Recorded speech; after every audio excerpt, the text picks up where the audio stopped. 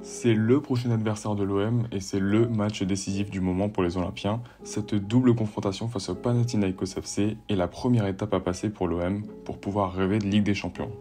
Alors aujourd'hui, on vous présente assez rapidement cette équipe et ce club en se posant la question, faut-il se méfier du Panathinaikos ? Déjà, commençons par un petit peu de contexte. Le Panathinaikos FC est un club grec qui a été fondé en 1908 et qui est basé à Athènes. Plusieurs joueurs français ont même joué sous les couleurs du Panathinaikos, comme Sidney Govou et Jean-Alain Boumsong, mais aussi un joueur que l'on connaît très bien à l'OM, Djibril Cissé, qui est passé au Panathinaikos entre 2009 et 2011 et qui aura fini 2 fois de suite meilleur buteur du championnat grec.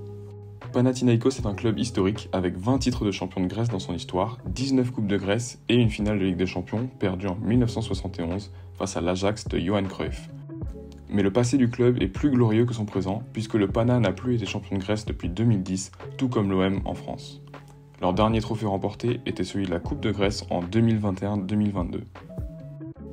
L'année dernière, le club a terminé la saison à la seconde place derrière l'AEK Athènes.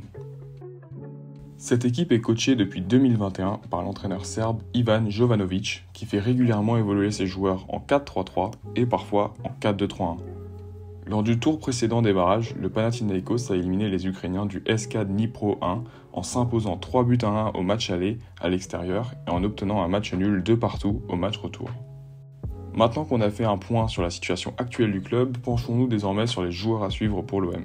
Le premier point à mentionner, c'est que cette équipe a très peu de joueurs qui sortent particulièrement du lot. Le seul nom qui vous dira quelque chose, c'est probablement celui de Bernard, l'ancien international brésilien passé par le Shakhtar Donetsk et Everton, qui a désormais 30 ans et qui est revenu l'été dernier d'une expérience aux Émirats Arabes Unis. En dehors de Bernard, l'un des hommes forts du Pana lors du tour précédent est le buteur slovène de 29 ans, Andraz Sporar, qui a marqué 3 buts au total lors des 2 rencontres du tour précédent. L'année passée, Sporar a marqué à 14 reprises lors de 17 rencontres disputées. Il sera donc le principal danger à surveiller pour la défense olympienne. Le capitaine de cette équipe, le défenseur central Bart Schenkeveld, s'est blessé lors du tour précédent et est encore incertain pour affronter l'OM. Concernant la préparation estivale, le Pana a débuté sa préparation tôt, fin juin, et a enchaîné 7 matchs de préparation pour arriver prêt lors des barrages de la Ligue des Champions, avec un bilan de 5 victoires, 1 nul et 1 défaite lors de ces rencontres. Pour finir sur cette équipe du Panathinaikos, un petit mot sur l'ambiance qui attend l'OM au match aller mercredi soir. Le stade du Pana dispose seulement d'environ 16 000 places, mais ces de faibles capacités n'empêchent pas les Grecs de mettre une très bonne ambiance pour soutenir leurs joueurs et mettre la pression sur l'adversaire. L'ambiance sera donc au rendez-vous. Heureusement, les Olympiens en ont également l'habitude. Mais les joueurs marseillais ne pourront pas compter sur les supporters olympiens, puisque les supporters adverses ont été interdits de déplacement sur la double confrontation. L'OM aura donc l'avantage de recevoir au retour dans un vélodrome qui sera sans aucun doute bouillant. Alors en conclusion, faut-il se méfier de cette équipe du Panathinaikos ?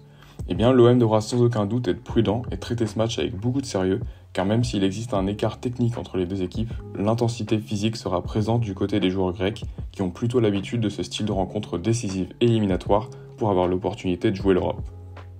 L'OM reste cependant le grand favori pour cette rencontre et devrait être en mesure de se qualifier pour le prochain tour sans trop de difficultés. Et vous, est-ce que cette équipe du Panathinaikos vous inquiète ? Est-ce que vous faites confiance aux nouvelles recrues pour répondre présent très rapidement ? Donnez-nous votre pronostic pour cette double confrontation en commentaire. Abonnez-vous pour ne pas louper nos prochaines vidéos. Et d'ici là, on vous dit bon match et à la prochaine.